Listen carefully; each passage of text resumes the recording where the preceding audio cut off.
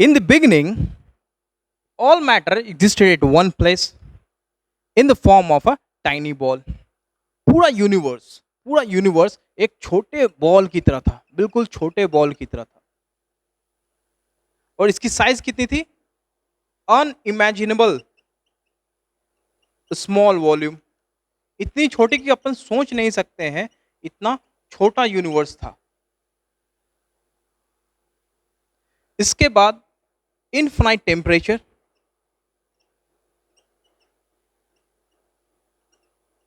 और infinite density.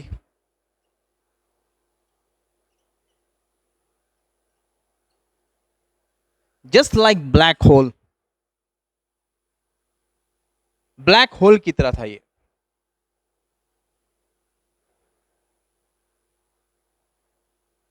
Black hole में भी इनफाइनाइट टेम्परेचर है, इनफाइनाइट डेंसिटी है, और वो बहुत छोटा है। Unimaginable small volume. तो 13.7 बिलियन ईयर्स पहले इट एक्सप्लोडेड, ये बर्स्ट हो गया, ये फट गया, ये tiny ball. It exploded violently and a huge expansion occurs, और ये बहुत बड़ा यूनिवर्स बन गया।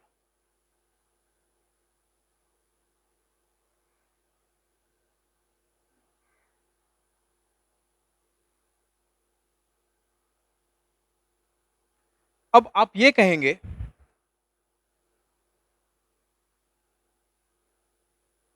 कि जब एक्सप्लोजन हुआ, when the explosion occurs, how the matters formed, how the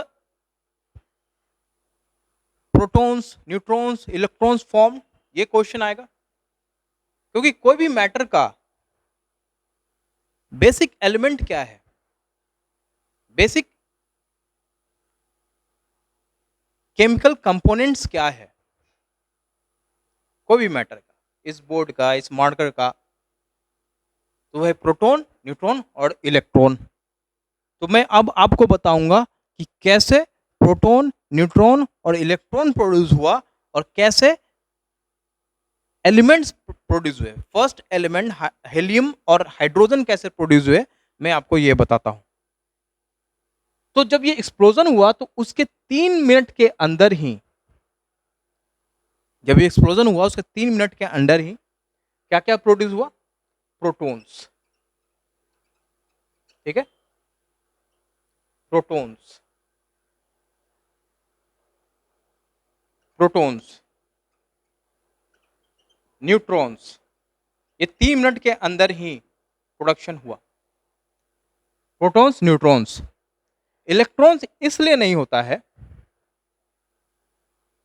क्योंकि टेम्परेचर जितनी हाई रहेगी इलेक्ट्रॉन्स सरवाइव नहीं कर पाते हैं,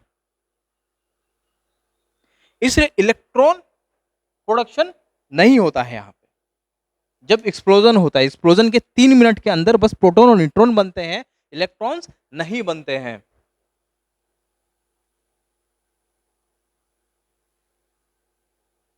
इतनी बात आ रही समझ में?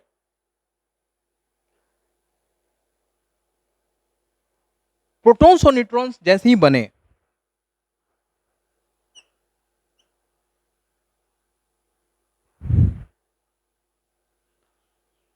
तो इन प्रोटॉन्स न्यूट्रॉन्स के बाद फर्स्ट एलिमेंट बनता है। वो फर्स्ट एलिमेंट क्या होता है? हीलियम। फर्स्ट केमिकल एलिमेंट बनता है, 3 मिनट के अंदर ही हीलियम He बन जाता है। सेकंड क्या बनता है? हाइड्रोजन।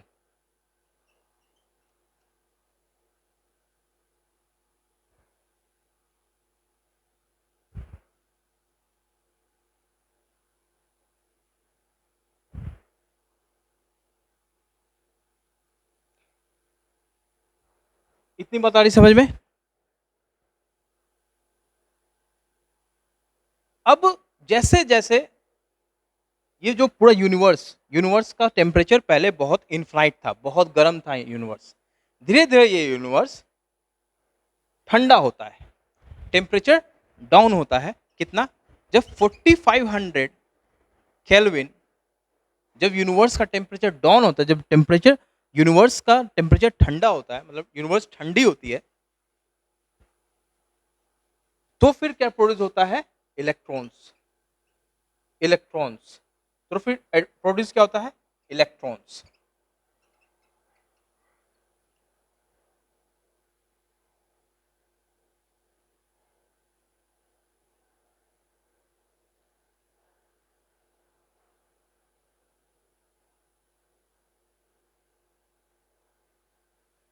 अब क्या होता है?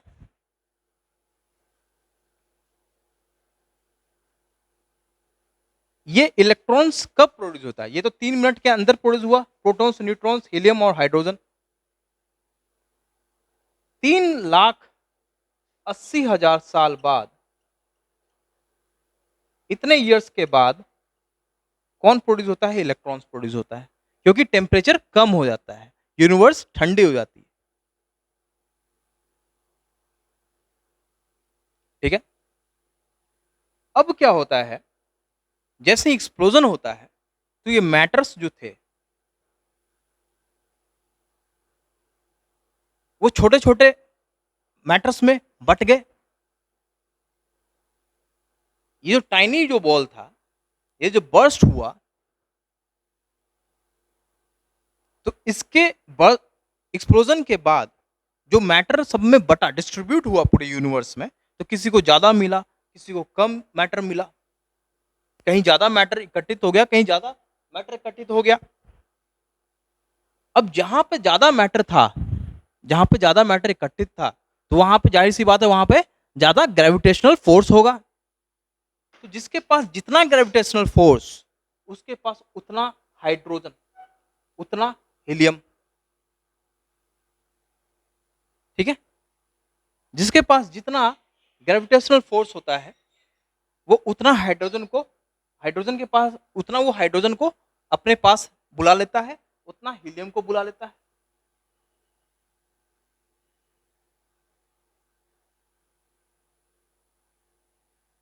ठीक है। तो यूनिवर्स में क्या बन गए? सिडलिंग्स आ गए।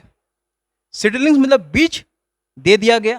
किसके? किसको बीज दिया गया? डिफरेंट डिफरेंट गैलेक्सीज को। ठीक है। अब इलेक्ट्रॉन्स जब आया 3,80,000 के बाद, 3,80,000 साल के बाद, जब बिग बैंग, जब ये बर्स्ट एक्सप्लोजन हुआ था टाइनी बॉल का, तो उसके 3,80,000 साल के बाद इलेक्ट्रॉन्स जब आए, तो हेवियर एलिमेंट्स भी बनने लगे, जैसे नाइट्रोजन, ऑक्सीजन। ये पहले नहीं थे, पहले क्या था? बस हाइड्रोजन और हीलियम था। लेकिन इलेक्ट्रॉन्स के आने के बाद स्टेबल केमिकल एलिमेंट्स बनने लगे, ऑक्सीजन, नाइट्रोजन। ये हेवियर एलिमेंट्स होते हैं, तो हेवियर मैटर बनने लग गया। मैटर क्या होता है? मैटर कोई भी एक वस्तु जिसके पास मास हो और वॉल्यूम हो। ठीक है।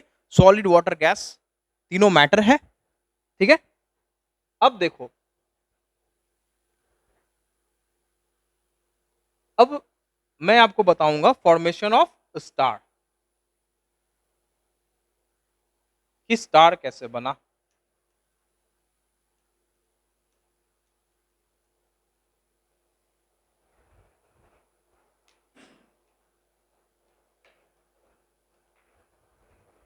Formation of stars.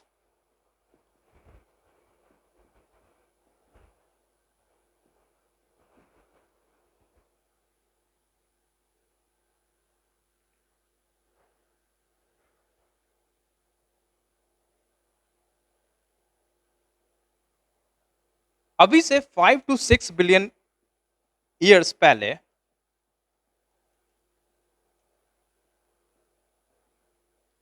अब जो यूनिवर्स जो टूटा, मान लो यहां एक्सप्लोजन हुआ। ठीक है।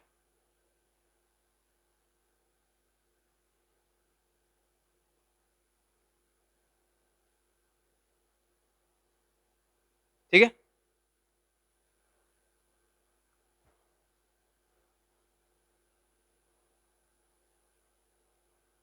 तो ये एक्सप्लोजन हुआ, ये गैलेक्सीज बन गई, ये गैलेक्सीज बन गई, ये गैलेक्सीज बन गई, ये गैलेक्सीज बन गई।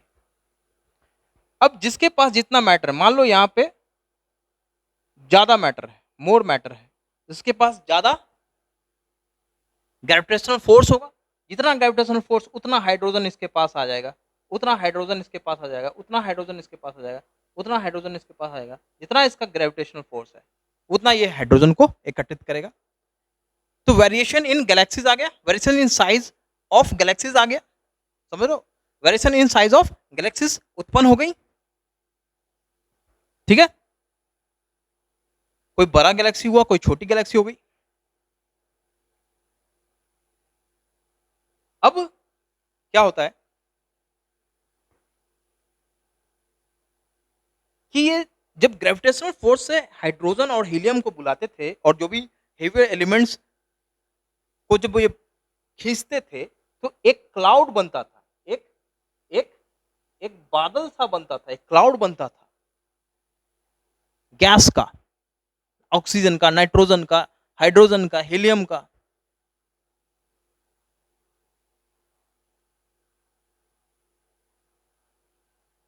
ठीक है, तो ये बिल्कुल एक एक घना, एक डेंसर क्लाउड बनता था, डेंसर क्लाउड फॉर्मेशन होता था।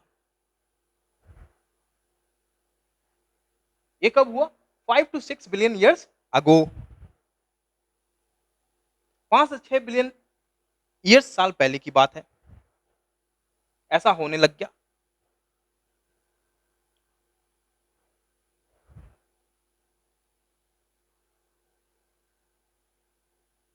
इसके बाद क्या होता है कि हर गैलेक्सी में एक कोर पैदा हो जाता है, एक कोर पैदा होता है, डिफरेंट डिफरेंट कोर्स भी हो सकते हैं। मान लो ये एक गैलेक्सी है, यहाँ पे कुछ क्लाउड्स बने, यहाँ पे कुछ क्लाउड्स बने, यहाँ पे कुछ ज्यादा क्लाउड्स बन गए, यहाँ कुछ कम क्लाउड्स बन गए, यहाँ पे न्यूक्लियर फ्यूजन होने लग गया, सब जगह न्यूक्लियर फ्यूजन होने लग गया, क्योंकि हाइड्रोजन और हीलियम है, न्यूक्लियर फ्यूजन होना ही होना है। न्यूक्लियर फ्यूजन होने के कारण ये सभी लाइट इमिट करने लग गए, ये लाइट इमिट करने लग गए, ये भी लाइट इमिट करने लग गए, ये भी लाइट इमिट करने लग गए।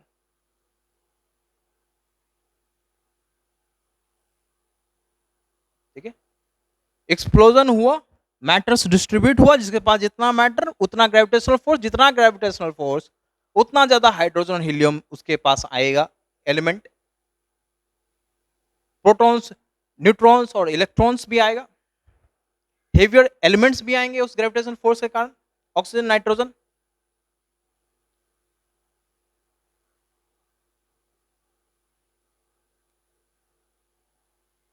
अब आप कहोगे सर कि इसमें हाइड्रोजन, हीलियम, नाइट्रोजन, ऑक्सीजन भी तो जा रहा है, ऑक्सीजन नाइट्रोजन तो रिएक्ट नहीं करता, वो तो इमिट नहीं करता, बस हाइड्रोजन और हीलियम ही न्यूक्लियर फ्यूजन में होता है। तो क्या ये ऑक्सीजन और नाइट्रोजन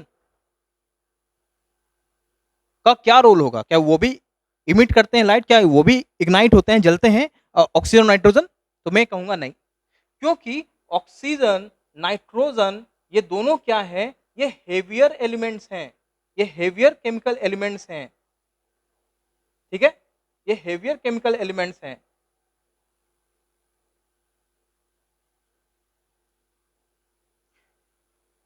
जब ग्रेविटेशनल फोर्स होगा तो जो लाइटर होगा उसको ज्यादा अंदर तक जाएगा ना वो,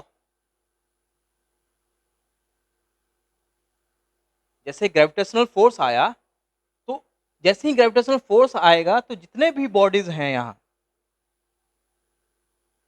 ग्रेविटेशनल फोर्स आया तो जितने भी बॉडीज हैं यहाँ पे, जितने भी एलिमेंट्स हैं, केमिकल एलिमेंट्स हैं, सभी एक रोटेटिंग डिस्क बना लेंगे, सभी एक रोटेटिंग डिस्क बना लेंगे।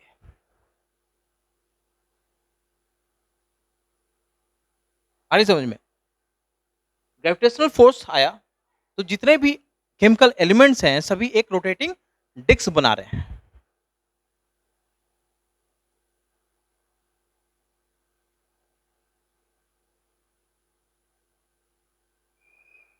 उस रोटेटिंग डिस्क के कारण क्या होता है, जो लाइटर एलिमेंट्स होता है, लाइटर एलिमेंट्स क्या है? हाइड्रोजन और हीलियम, वो कहां पहुंच जाता है? सेंटर पे। और जो हेवियर एलिमेंट्स होते हैं वो कहां जाते हैं? आउटर पे, आउटसाइड बाउंड्री पे जाते हैं, वो बाउंड्री पे पहुंच जाते हैं, वो सेंटर पे जाते नहीं। कोर पे, कोर फॉर्मेशन कौन कर रहा है? हाइड्रोजन और हीलियम, इसलिए वो रिएक्ट करते हैं, न्यूक्लियर फ्यूजन होता है और लाइट प्रोड्यूस होता है।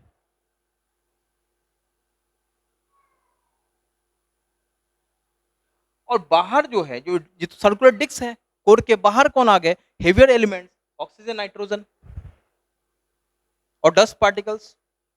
तो उनके ऑक्सीजन, नाइट्रोजन, डस्ट पार्टिकल्स में, तीनों में कोई अंतर नहीं है, तीनों बस चारों तरफ घूमते रहेंगे इसके, और बीच में न्यूक्लियर फ्यूजन होते रहेगा, स्टार लाइट को इमिट करता रहेगा।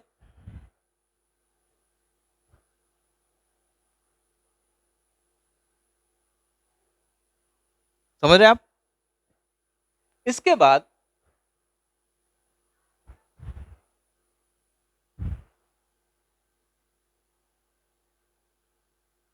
तो फॉर्मेशन ऑफ स्टार हो गया। अब मैं आपको बताऊंगा फॉर्मेशन ऑफ अर्थ। बिल्कुल सेम फेनोमिना है फॉर्मेशन ऑफ अर्थ में।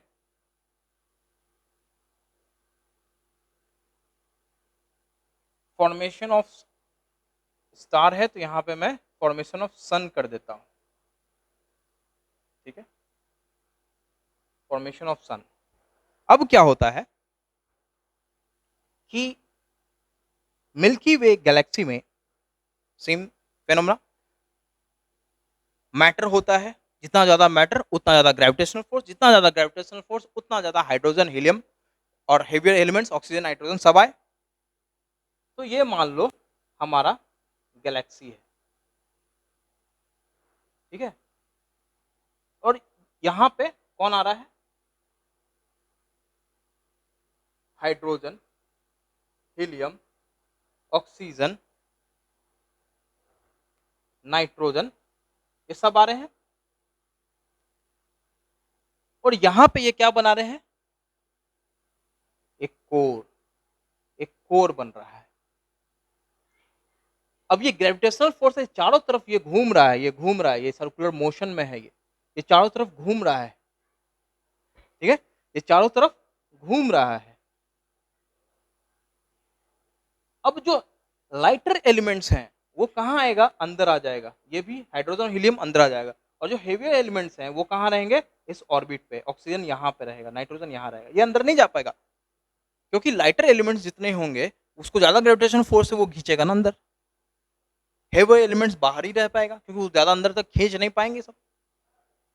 तो ऑक्सीजन, नाइट्रोजन बाहर एक डिस्क की तरह घूम रहा है, और हाइड्रोजन और हीलियम कहाँ पे आ गए? बिल्कुल कोर, जो सन है। तो हाइड्रोजन, हीलियम मिल के क्या बनाए? सन। हाइड्रोजन प्लस हीलियम ये मिल के क्या बनाएंगे? सन। और ऑक्सीजन, नाइट्रोजन ये मिल के क्या बनाएंगे? छोटे छोटे प्लैनेट्स, छोटे छोटे प्लैनेट्स, ठीक है। इसे क्या कहते हैं? ये जब शुरू में बन रहा था ये प्लैनेट, जब शुरू में जब ऑक्सीजन, नाइट्रोजन का कोई कोर होगा, जो हेवियर एलिमेंट्स का कोई कोर होगा, तो उसे क्या कहते हैं? प्लैनेटिसिमल्स, प्लैनेटेसिमल्स, इसे क्या कहेंगे? प्लैनेटेसिमल्स। अब ये और ज्यादा कोलाइड होते होते, और एलिमेंट्स मिलते मिलते ये क्या बन गया? प्लैनेट। ये क्या बन गया? प्लैनेट। इस तरीके से फॉर्मेशन ऑफ सन और formation of planet, formation of our planet earth हुआ, ठीक है। अब क्या होता है? ये तो हो गया formation of sun and earth both.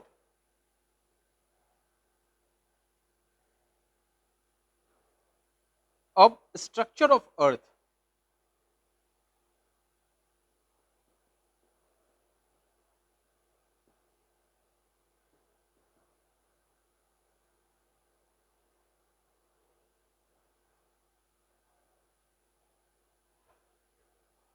तो शुरू में अर्थ का स्ट्रक्चर बिल्कुल वोलाटाइल था। वोलाटाइल मतलब मैग्मा बॉडी कह सकते हो। पूरा अर्थ मैग्मा से कवर्ड था, पूरा अर्थ मैग्मा से कवर्ड था शुरू में। शुरू में अर्थ बिल्कुल मैग्मा से कवर्ड था, ठीक है, ये मैग्मा से कवर्ड था, लावा था ऊपर, ठीक है। धीरे धीरे जैसे अर्थ ठंडा होता है, जैसे तो आप देखते होंगे चाय जब गर्म होती है तो धीरे धीरे वो जब ठंडा होता है तो ऊपर एक परत बनाती है, तो ऊपर जो परत बना उसे क्या कहेंगे हमने, हमने क्या कहा, क्रस्ट। जब ये मैग्मा ठंडा हुआ तो ऊपर सबसे ऊपर क्या बना, एक एक लेयर बनी, एक दीवार बना ऊपर, एक परत बनी सतह पे, अर्थ के सतह पे क्या बना, एक परत बनी। उस सतह और परत को क्या कहेंगे हम, क्रस्ट। उस सतह और परत को क्या कहेंगे हम, क्रस्ट कहेंगे।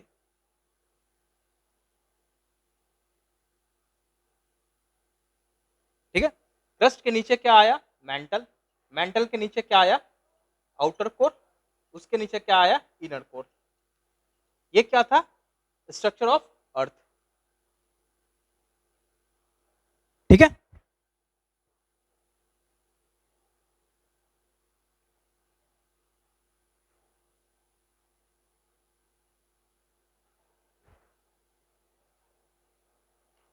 तो अब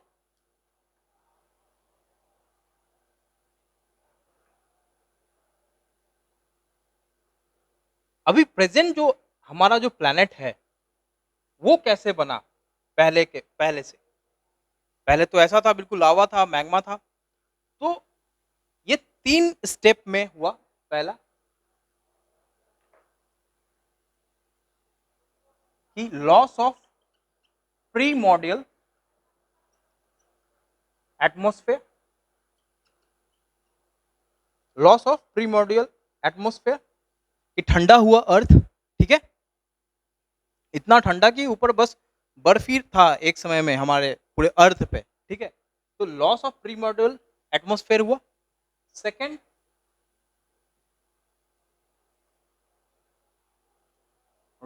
रेनफॉल। तीसरा, फोटोसिंथेसिस।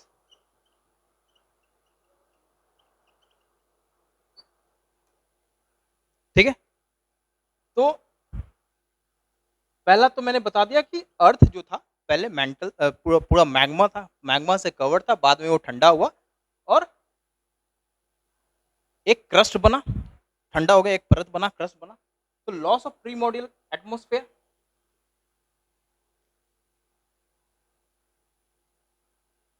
इसके बाद क्या होता है कि जैसे अर्थ ठंडा होते जाता है, जैसे अर्थ ठंडा हो रहा होता है, तो हमारे अर्थ के अंदर से वोल्केनिक eruption होने लगा, वोल्केनोस आने लग गए। तो वोल्केनो जब आता था तो वो क्या लाता था, वाटर वेपर,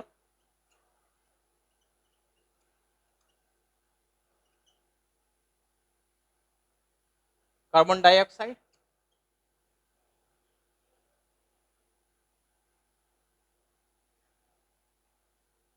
तो ये वाटर वेपर के कारण ये वाटर वेपर फिर कंडेंस होता था, ठंडा होता था, और ये फिर बरसात होती थी। ये क्या बनता था, फिर रेनफॉल होता था। इसी रेनफॉल से, इसी बारिश के वजह से जितना ज्यादा वोल्केनो, वोल्केनो से क्या आया, वोल्केनो से क्या आया, इसको अच्छे से बताता है। सबसे पहला स्टेप क्या हुआ कि हमारा पृथ्वी मैग्मा से ठंडा होने लग गया। जैसे ही वो ठंडा होने लग गया तो वोल्केनो एरप्शंस प्रोड्यूस होने लग गए, वोल्केनो आने लग गया। इसका मतलब कि क्या हुआ कि ये हमारा अर्थ है, मान लो। ठीक है, ये हमारा अर्थ है, ये हमारा अर्थ है। ठीक है, ये अर्थ है, और ये हमारा अर्थ है। ठीक है, सबसे पहले मैग्मा था, मैग्मा ठंडा होते गया ठंडा। तो अंदर से वोल्केनिक eruption आने लग गए, क्योंकि ठंड ऊपर एक क्रस्ट प्रोड्यूस हो चुका था, और उस क्रस्ट इसलिए हुआ क्योंकि ये अर्थ मैग्मा से ठंडा हो रहा है। ठीक है, इसके बाद अर्थ के अंदर से क्या वोल्केनिक eruption प्रोड्यूस हुए, वोल्केनिक eruption प्रोड्यूस हुआ तो क्या हुआ, वाटर वेपर प्रोड्यूस हुआ। ये वाटर वेपर अब कंडेंस होगा, ठंडा होगा, ठंडा होने के बाद क्या हुआ, रेनफॉल होएगा। रेनफॉल होके ये कहाँ पे कलेक्ट होगा, नीचे जो भी पृथ्वी पे डिप्रेशन, जो गड्ढे हैं वहां पे पानी जमा हुआ, और वो पानी जमा होते होते, वाटर जमा होते होते वो ओशंस बन गए। मान लो ये ओशंस बन गए क्योंकि रेनफॉल हो रहा है, ओशंस बन गया। ओशंस बनने के बाद फिर क्या होता है कि अंदर प्लांट्स प्रोड्यूस होते हैं। वैसे फर्स्ट सबसे पहले माइक्रो ऑर्गेनिज्म अमीबा प्रोड्यूस होता है, माइक्रो ऑर्गेनिज्म अमीबा प्रोड्यूस होता है। उसके बाद प्लांट्स आते हैं। प्लांट्स क्या करते हैं? फोटोसिंथेसिस। इस फोटोसिंथेसिस के कारण क्या होता है कि ऑक्सीजन ओशियन में सैचुरेट हो जाता है, मतलब ऑक्सीजन ओशियन में इतना इस लेवल तक आ जाता है कि वो अब ओशियन ऑक्सीजन को इमिट करने लगता है। ऑक्सीजन जैसे ही एटमॉस्फेयर में जाता है ओशियन से, अब ऑक्सीजन कहां जा रहा है? एटमॉस्फेयर में जा रहा है। तो फिर अब क्या चेंज हुआ? ऊपर क्या था पहले? अर्थ के ऊपर क्या था? हाइड्रोजन था पहले।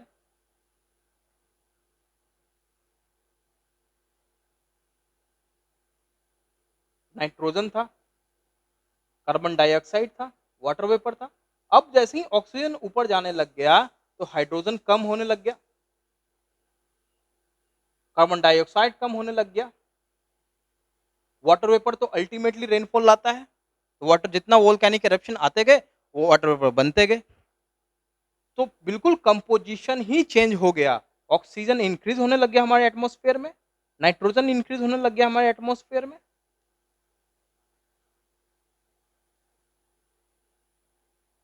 ठीक है, इससे इस तरीके से हमारा बिल्कुल एटमॉस्फेयर का कंपोजिशन चेंज होने लग गया। क्यों हुआ?